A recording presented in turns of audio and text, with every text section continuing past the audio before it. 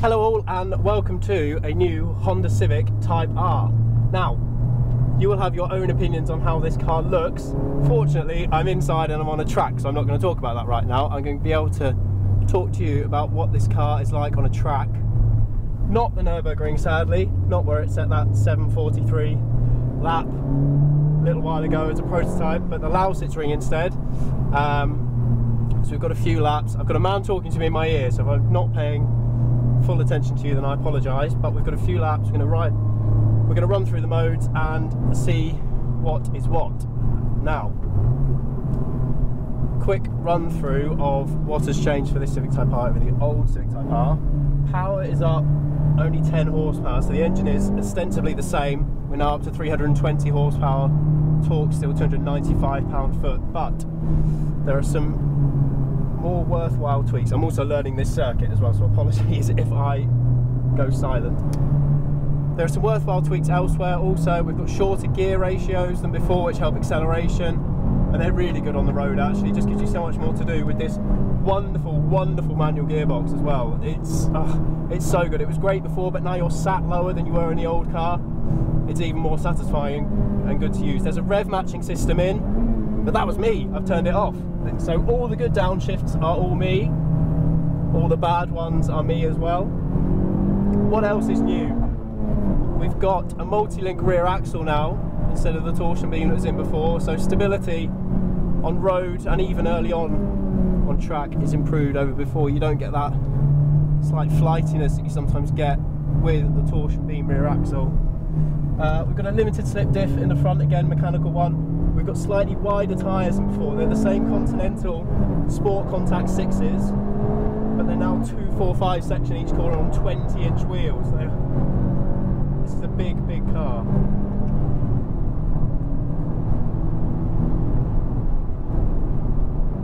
That's me. That's my downshift too. Now Honda claim a 37% increase in torsional rigidity as well, and what you've got as a result of the suspension tweaks is an incredibly precise track car. Turns in really well. I'm not a huge fan of the steering, but the turning and the agility of this car is, hopefully you're getting some idea of, it's really, really good. Now I'm going to concentrate a bit and try and put some quick corners together. So let's see, what's that, 170, 180 k's, 190 k's, top of fourth, braking really hard. I love these brakes. The Brembo front calipers, 350mm at the front. There's so much confidence in the pedal and what the car's doing. It's great. Turning in here, holding third. I'll go with my left foot here because I'm being a bit of a show off. Really, really late turn in. That's that apex, there it is. Let it run out. You've got quite good traction from these tyres. I'm not sure they're quite as good as, say, like a Cup 2 or something like that. Honda claim they are, but I'm not sure. Top of fourth again. Braking really hard. Third gear. Late turn in here.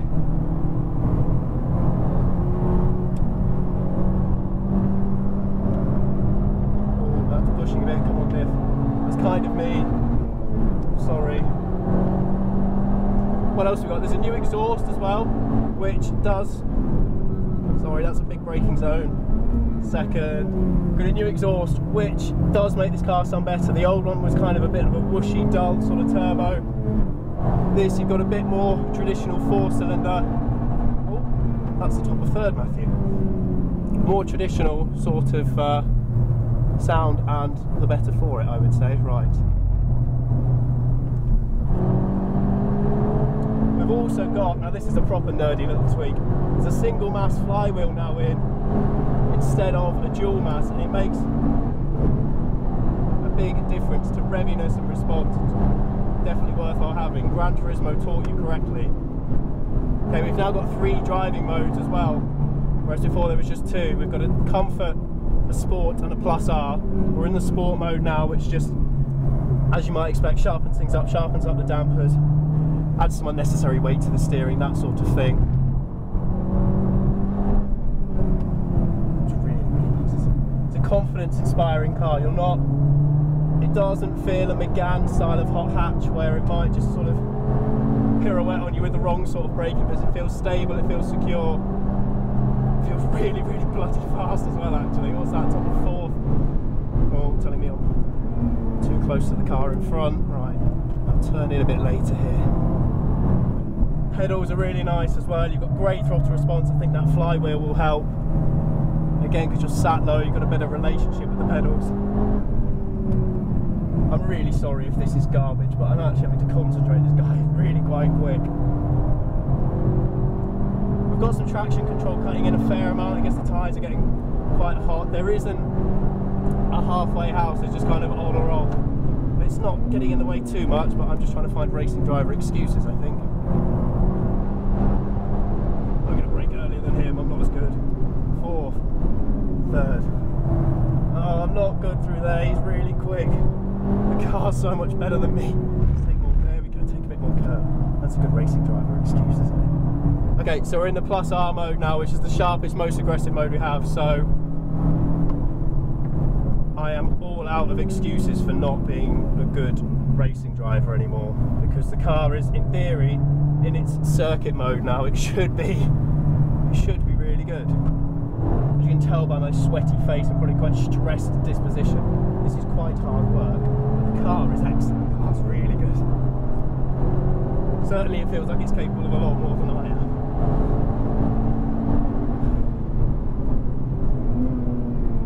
That was an alright gear change. He's holding the brakes. I'll hold the brakes. Don't turn in too early. Don't turn in. Don't turn in. There it is. Right now, starting to turn in. God, the tyres. There we go. That's it, Matthew. Oh, right, here's the problem. You hit the rev limiter because the rev counter's red already, and then it's just a darker red. Just saying, it's an issue. I'm going to hold third here so I don't buzz it again. You have got torque. You have got torque, which is really, really handy. As you were before, really. This is not a conventional Honda VTEC, but having the torque is really useful pulling out of those slower corners into, say, third gear. He says, completely missing third gear. You don't have to be in second. You don't have to be buzzing up in the revs.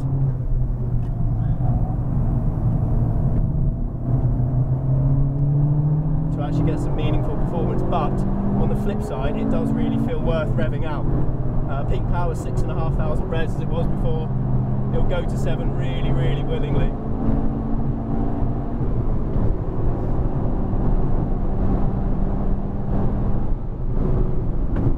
I'm going to go straight to third. You can do that because these pedals and that gearbox are so good. Right, take a big chunk of curb here. There we go, that's it. And then lock on around here. God, this car is good. This car's really, really good. Tell you what, it does do what the old one does, and that's when the air conditioning just gives up on track.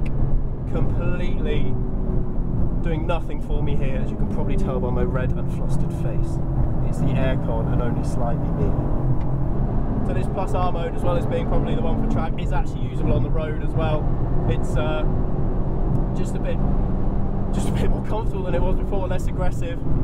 Well, maybe less aggressive, perhaps just the damping's a bit more sophisticated. It actually feels like you can use it on the road and not feel distinctly uncomfortable as you might before. God, this presenting thing's really hard when you're chasing a racing driver. He's really good. Okay, so we're on a cool down. I can try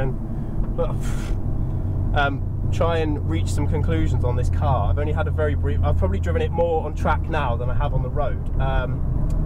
What kind of conclusion can we come to?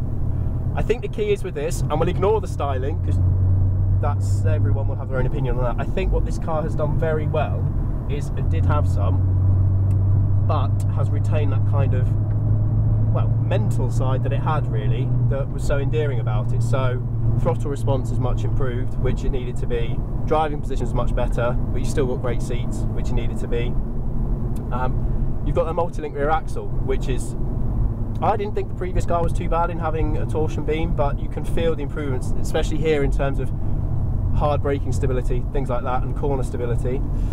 What else has been improved? I think it sounds better than it did before. That'll be that new exhaust, and again, you could argue that sound wasn't great before and could have done with some improvement. Revs better.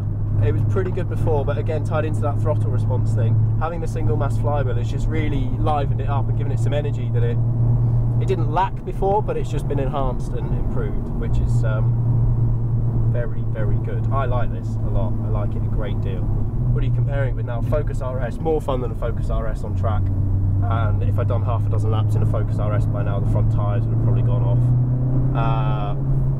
Golf Club Sport S, you can't buy one, and this is certainly more exciting than a regular GTI. With Leon Cooper is probably a bit lairier than this. I don't think it would feel as competent on track. There's no way a 140i, would feel as composed on track. I suppose what we need to do really is get them all together, don't we? And do a proper test. But this Civic has given a very, very good account of itself here, even if I have not, even if I have driven that like a complete turnip. But hopefully it's given you some idea of what's good, what's not so good. The aircon's come back on now that we're going slowly.